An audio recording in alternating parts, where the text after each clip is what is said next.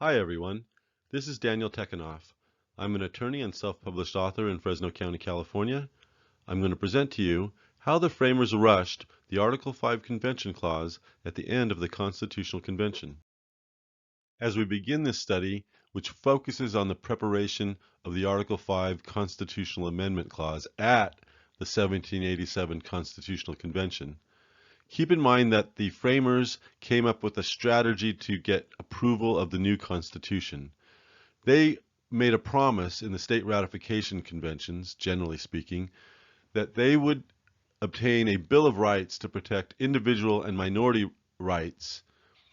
And they would do that at the first Congress, but they encouraged everyone not to try to change the structure and the powers of the new federal government. Any sort of structural amendments, they encouraged everyone to wait until time and experience reveal to us where those structural defects are. Many people do not realize that James Madison's notes of the Constitutional Convention were not released until after his death. The 1787 Constitutional Convention had a strict rule of secrecy. At the end of the convention, they voted to keep the journal and the individual members' notes secret, with the intent that they would someday be made public.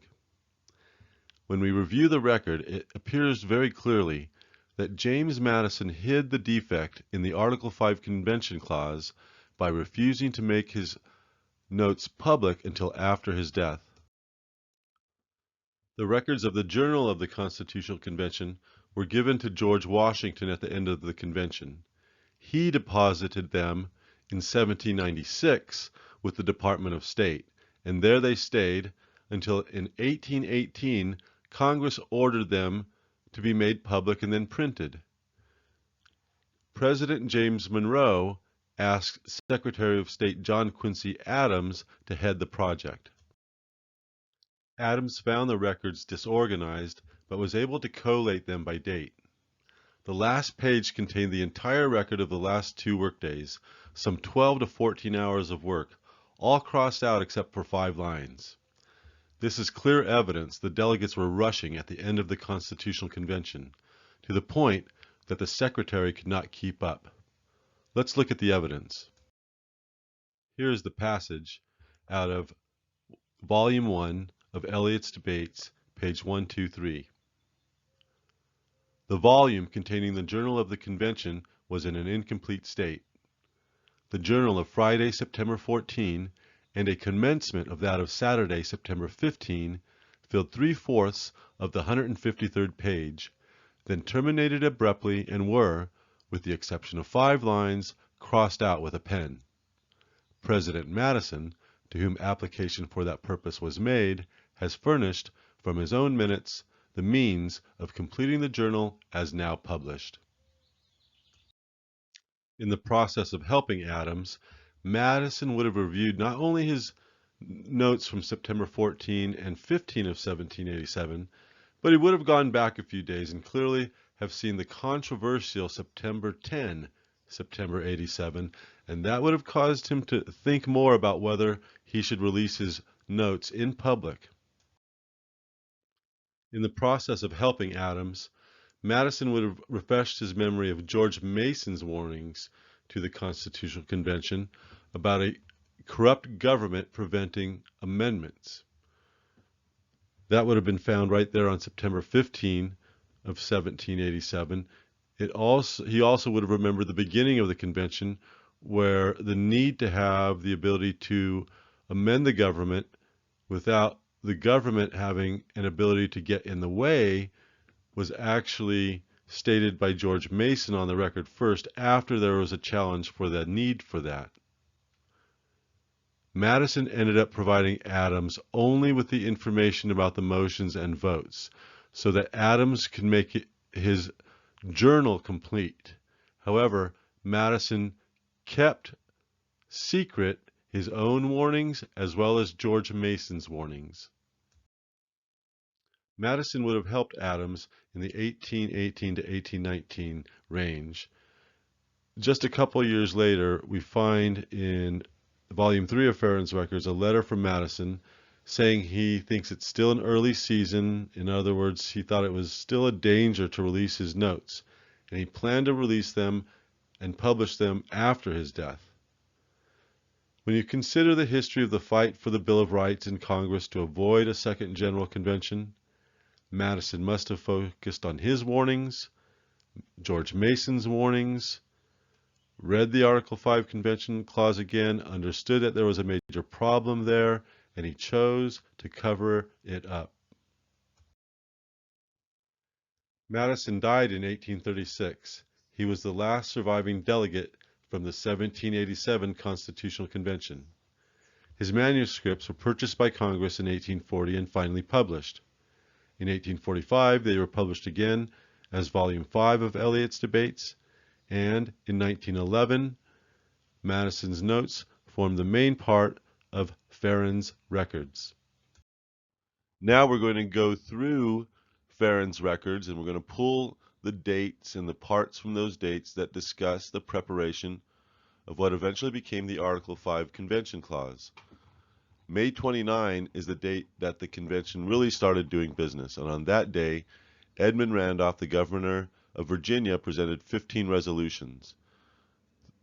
13th resolution was for an amendment clause, and it was very important that the assent of the national legislature ought not to be required to any constitutional amendments if the people want to make change. And one of the main reasons for that is because if the government should become corrupt, they're not going to propose any necessary amendments. So you have to have a separate route. The 15th resolution immediately expressed the American theory of free government, that if you're going to make changes to the Constitution, those changes should be made by representatives who are expressly chosen by the people. You want a direct connection between the people and the government when you are making constitutional amendments. June 5, 1787 is the first date of the convention that there's any real discussion about the amendment clause. Mr. Pinckney from South Carolina makes a comment about doubting the propriety or necessity of it. It's not clear here whether he's saying that there shouldn't even be an amendment clause at all, or he's referring to that part of the clause that says amendments should be able to be made without the consent of the national government. Elbridge Gerry did speak in favor of the amendment clause that day, saying that having the amendment clause there will give some stability to the government, because the state legislatures will realize if there are errors in the Constitution, they will at least have a chance to move to correct those errors. So now we move to June 11, and in Madison's notes, he makes clear it's actually both things that some of the members aren't understanding. The fact that you do need an amendment clause, and the fact that it's not proper for the national government to be able to prevent constitutional amendments that are necessary, especially if the government should become corrupt. Since June 5th, it appears that the Virginia delegation had gotten together and decided that they were going to have Colonel George Mason get up and explain the need for the amendment clause and why the government shouldn't have a chance to get in the way of constitutional amendment if the people think they really need it. And what he's basically saying is, first of all, you want an amendment clause just to avoid violence. You want a peaceful route. Secondly, it's improper to require the consent of the national legislature because they could abuse their power and refuse to propose constitutional amendments, or even to send them out into the states. Edmund Randolph then gets up and enforces the arguments of George Mason. And this is interesting because both Randolph and George Mason are focused on the theory of free government here early. And it is those two, plus Elbridge Gerry, at the end of the Constitutional Convention, who refused to sign the new Constitution. They believe that more amendments are needed. Here, early on, the delegates agree that there is a need for an amendment clause, but they still aren't prepared to add on the part of the clause that says the national government shouldn't be able to get in the way and prevent amendment. Then on June 13, you get a sort of preliminary report called the Report of the Committee of the Whole. Item 17 is what used to be item 13 in Randolph's resolutions. And basically here they're agreeing that there should be some provision made for the amendment of the new Constitution whenever it's necessary. And this is an important point. You're supposed to make amendments when you find that they're necessary. You're not supposed to wait.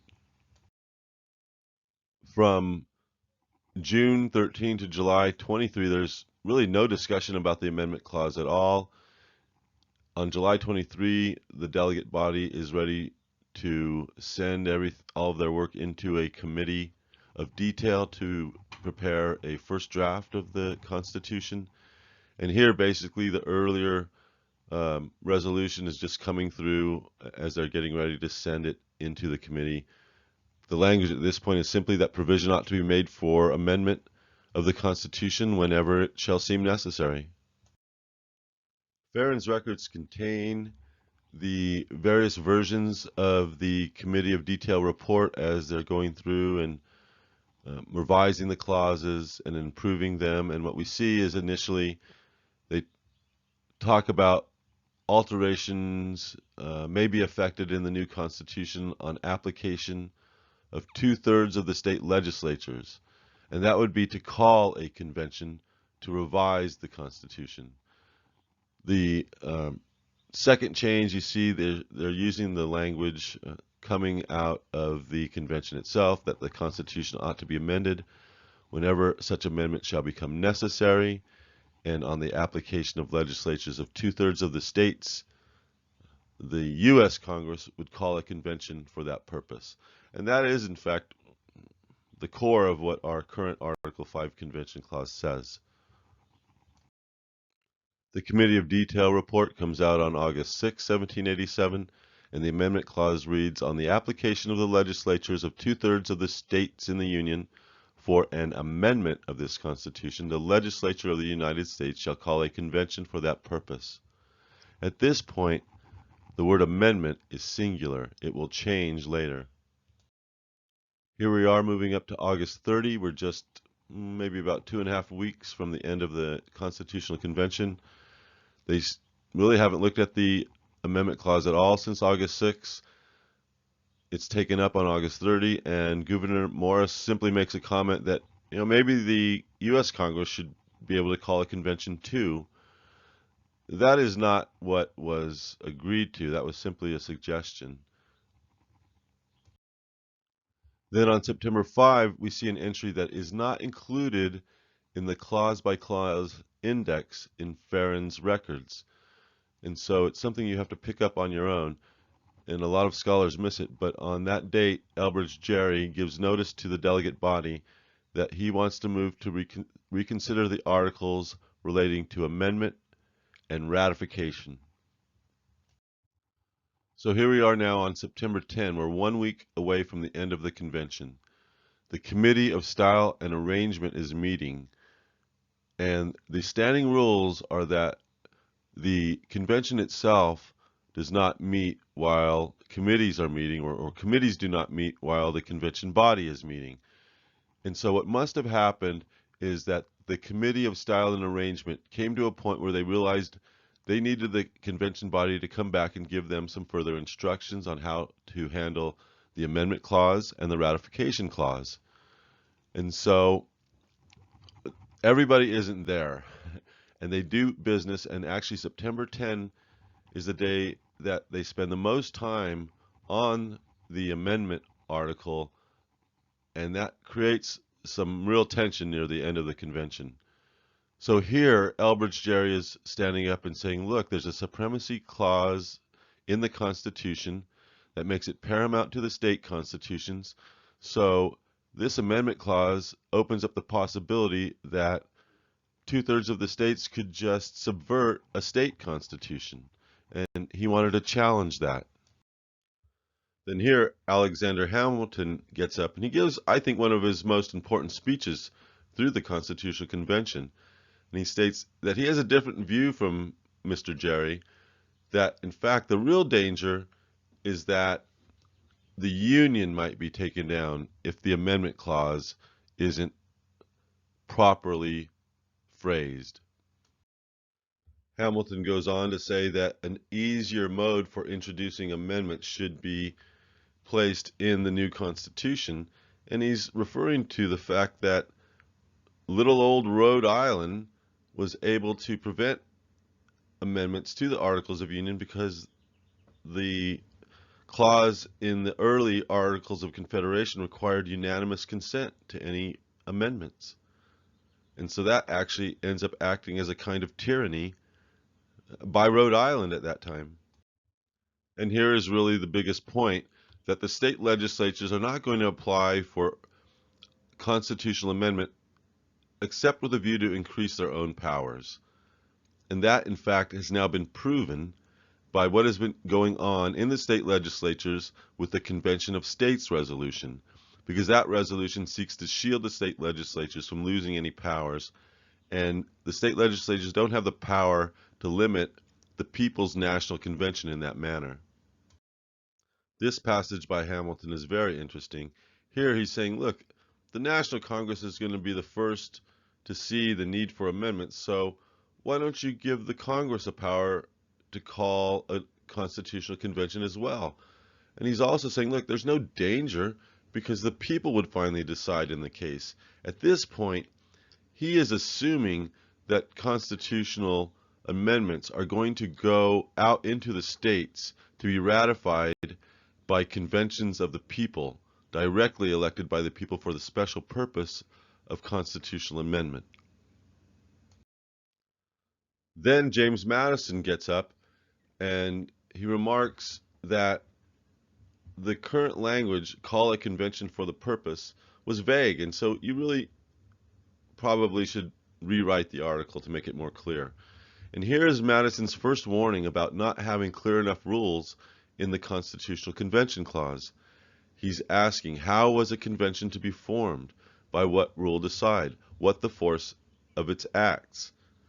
So this helps the delegate body to go ahead and agree to reconsider the amendment clause. There's a 9-to-1 vote, and they start to rewrite it. So then Mr. Sherman moves to add language, and here we go from having amendment being singular to it becoming plural as amendments. And what he's proposing here is that the amendments should be consented to by the states before they become binding. And then James Wilson moves that it should be 2/3 of the states before an amendment becomes binding. That loses 6-5. James Wilson immediately moves again for 3/4 of the states to approve an amendment before it becomes part of the Constitution, and that is agreed to basically unanimously. Then James Madison makes a motion which goes off the track of the theory of free government, but because they're moving so quickly, it passes. And right here, what he's saying in this new clause is that the legislature of the United States, the new Congress, whenever 2/3 of both houses deem necessary, would be able to propose constitutional amendments. But also, the state legislatures would be able to propose constitutional amendments directly themselves if 2/3 of the states should propose such an amendment. This basically cuts out a constitutional convention of the people. Then right after Madison's motion, Mr. Rutledge from South Carolina makes a motion for more protections for the institution of slavery. He seeks a 20-year protection to allow the southern slave states to continue purchasing slaves, and also a 20-year protection for the 3/5 clause so that the southern states wouldn't get taxed more through constitutional amendment changing what they agreed to in 1787. That ended up becoming part of Madison's motion, and altogether it was all approved. In Volume 3 of Farron's Records, we find an anecdote written by Thomas Jefferson. He had met with George Mason 1 week before George Mason died, In that meeting, George Mason told Jefferson about what had happened on September 10 at the Constitutional Convention and how a motion had been made to change the Constitutional Convention clause, and that half of the members weren't even there, everybody was in a hurry, and without understanding what they were doing, they agreed to Madison's motion. The anecdote goes on to say that Mason had demonstrated the problem to the convention and that it was a variation from what they agreed. So they went ahead and restored the Constitutional Convention clause within the Constitution. So now we move on to September 15, 1787. This is the last workday of the Constitutional Convention, a Saturday, the longest workday. It was an 8-hour workday. That's a very long workday for them. They were typically meeting for only like 4 or 5 hours per day. So it's obvious that they were pushing to finish here at the end. So what we start with is an Article 5 that has no Constitutional Convention clause.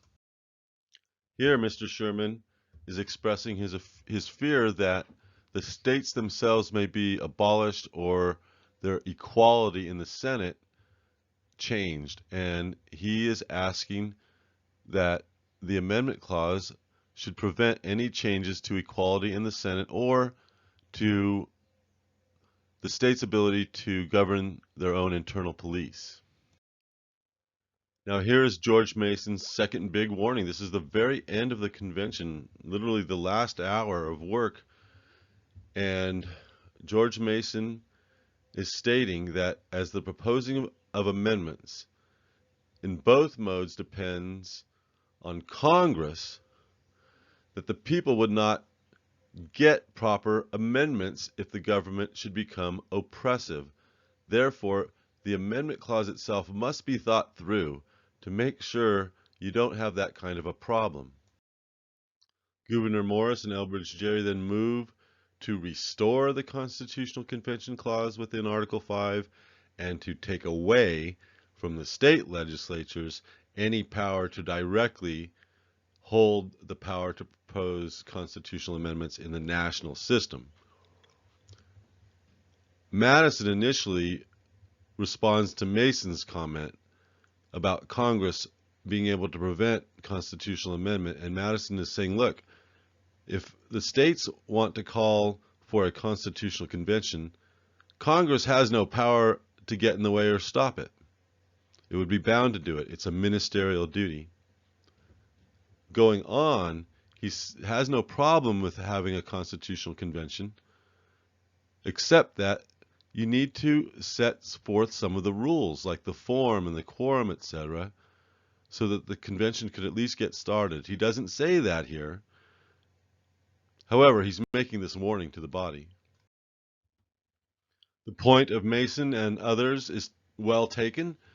Basically, the motion to restore the Constitutional Convention clause within Article 5 was agreed to unanimously, and it's clear here that the delegates understand that the state legislatures should not hold the power to amend the national government directly.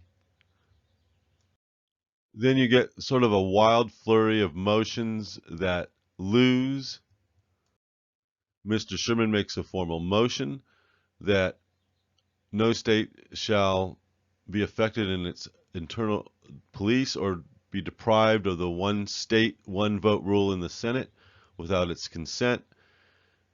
James Madison steps up and basically says, look, everybody, you're starting to make all of these motions right at the end. If one person or one state makes a motion, everybody's going to start making motions. Mr. Sherman then makes a motion to strike out Article 5 altogether. It's not clear what he means here. I don't think he means that he wants to remove the amendment clause. I think what he means here is he wants to start over from the beginning. And the delegate body votes 8-2 against him. So here's the big motion that actually passes right there at the end of the convention. Gouverneur Morris makes a motion that the one state, one vote rule in the Senate cannot be changed ever by a constitutional amendment. And what essentially happened is the small states had formed an alliance with the slave-owning states, and the small states were basically at the point where they're saying, if we don't get this protection, we're not going to sign on to the Constitution. So there wasn't even a debate. No one opposed it, and it became part of the new Constitution, and now we are still dealing with that problem now. It's one of the hardest problems to fix in the U.S. Constitution. It's one of the most unequal parts of the Constitution, and our amendment clause says that we can't fix that. So here we're at the very end of the convention. George Mason makes one more motion. He wants a 2/3 vote for changes in navigation acts. It's not clear that this is a serious motion. This may really be Mason following up on Madison's comments and sort of making a motion about a small point, sort of giving a warning to the rest of the delegate body. If you don't stop all of these crazy motions at the end, I'm going to start making a bunch of crazy motions. And so basically, after this, the convention comes to an end. So after our review of the history of the preparation of the Article 5 Constitutional Convention Clause, we can make some general conclusions. The clause itself was rushed and not thoroughly thought through. James Madison's early season is over. There's no satisfactory reason not to go back into constitutional convention, especially when one of the discovered defects is in the people's path to alter government itself. And for the future, please compare the people's power to alter government versus the government's power to alter government. The government holding the power to alter government is actually a danger. Eventually, the combined weight of defective clauses based on theory, compromise clauses that are not based on theory, and time will bring the system down. Because you can't change the current defective clauses or compromise clauses until you do something and actually change them.